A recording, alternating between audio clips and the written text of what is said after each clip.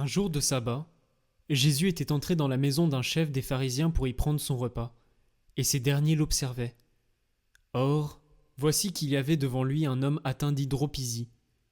Prenant la parole, Jésus s'adressa aux docteurs de la loi et aux pharisiens pour leur demander « Est-il permis, oui ou non, de faire une guérison le jour du sabbat ?» Ils gardèrent le silence. Tenant alors le malade, Jésus le guérit et le laissa aller.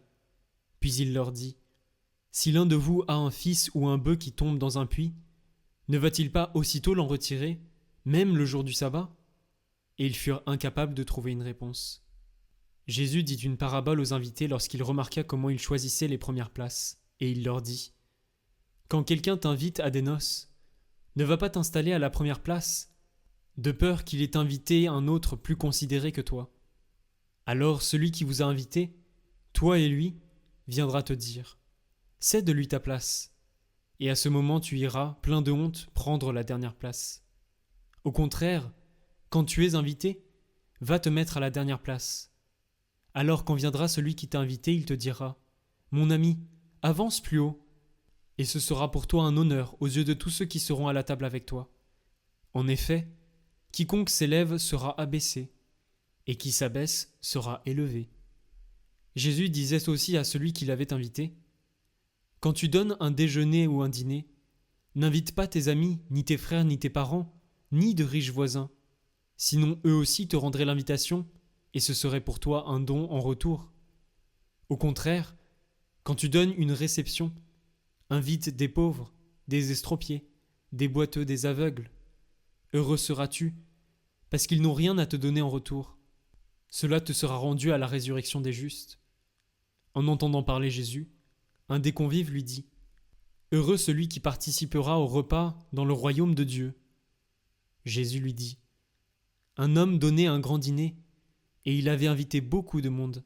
À l'heure du dîner, il envoya son serviteur dire aux invités « Venez, tout est prêt. » Mais ils se mirent tous, unanimement, à s'excuser. Le premier lui dit « J'ai acheté un champ, et je suis obligé d'aller le voir. Je t'en prie, excuse-moi. » Un autre dit « J'ai acheté 5 paires de bœufs, et je pars les essayer.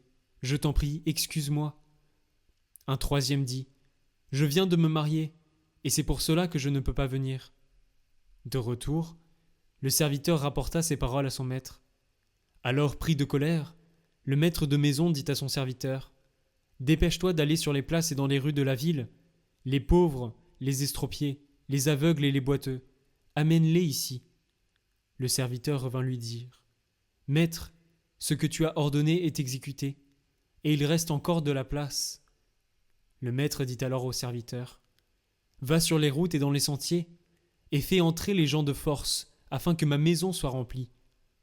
Car je vous le dis, aucun de ces hommes qui avaient été invités ne goûtera de mon dîner. » De grandes foules faisaient route avec Jésus.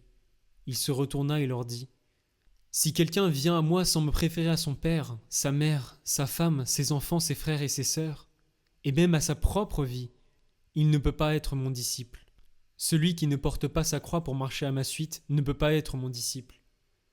Quel est celui d'entre vous qui, voulant bâtir une tour, ne commence par s'asseoir pour calculer la dépense et voir s'il a de quoi aller jusqu'au bout ? Car, si jamais il pose les fondations et n'est pas capable d'achever, tous ceux qui le verront vont se moquer de lui. Voilà un homme qui a commencé à bâtir et n'a pas été capable d'achever. Et quel est le roi qui, partant en guerre contre un autre roi, ne commence par s'asseoir pour voir s'il peut, avec 10 000 hommes, affronter l'autre qui marche contre lui avec 20 000 ? S'il ne le peut pas, il envoie, pendant que l'autre est encore loin, une délégation pour demander les conditions de paix.